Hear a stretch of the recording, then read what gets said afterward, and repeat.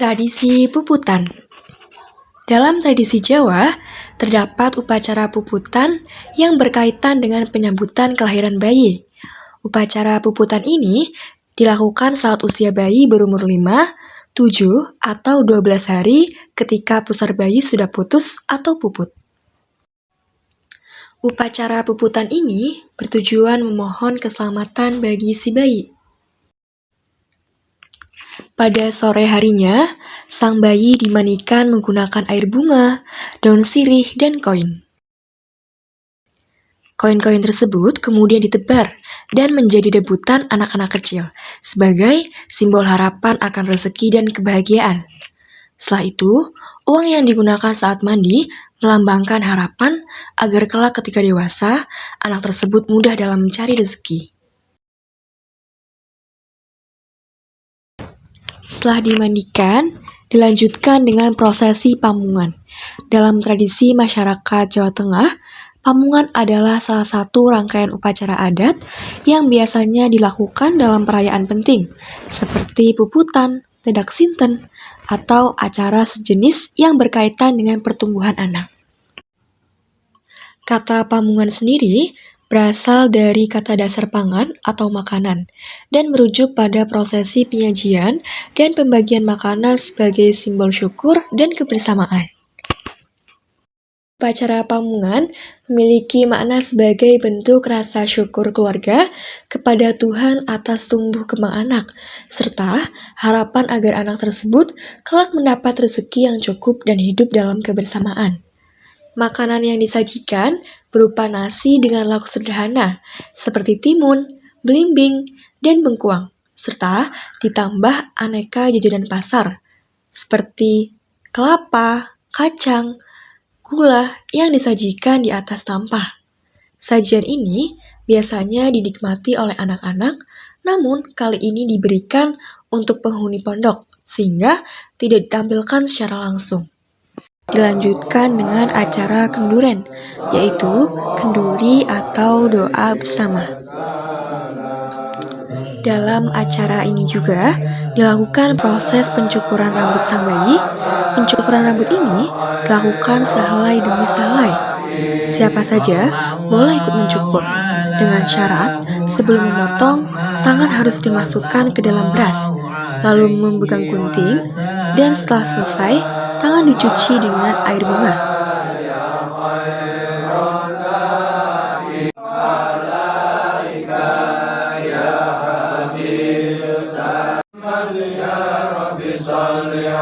Proses pencukuran rambut bayi dimaksudkan supaya rambut bayi tersebut bersih dari air ketuban. Dalam prosesi ini juga dilakukan pembacaan doa dan berjanjian.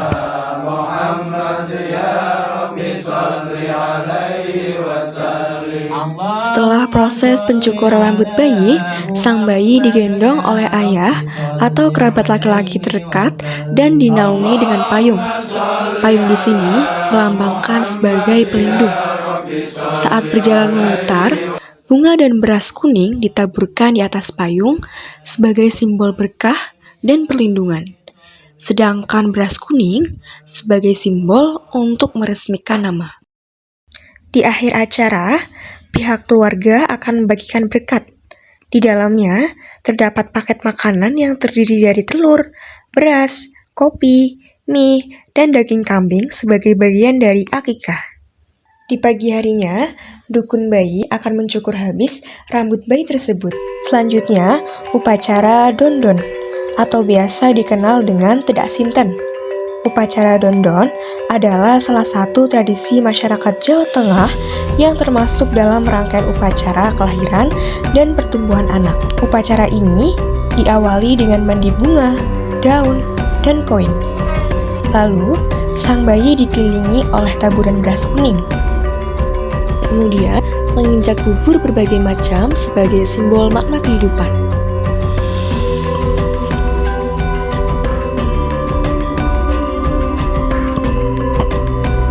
Selanjutnya, ia menaiki tangga yang terbuat dari pisang dan tebu.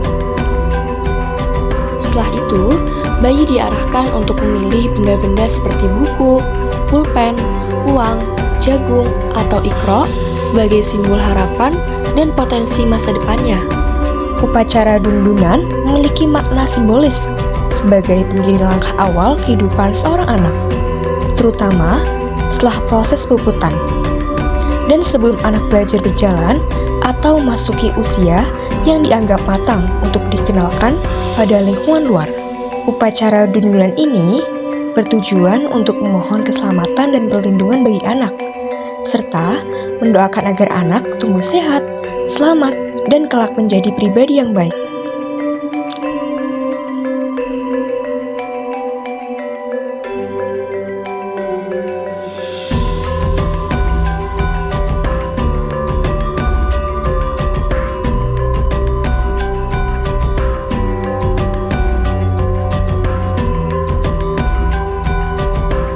Prosesi ini diakhiri dengan pamungkan kembali, di mana anak-anak kecil menikmati hidangan bersama di atas satu nampan. Setiap prosesi senantiasa diawali dan diakhiri dengan doa, menunjukkan betapa kuatnya nilai spiritual dan kebersamaan dalam tradisi ini. Tak lupa, sajian bubur merah dan makanan lainnya juga dibagikan kepada para tetangga sebagai bentuk syukur dan menjalin silaturahmi.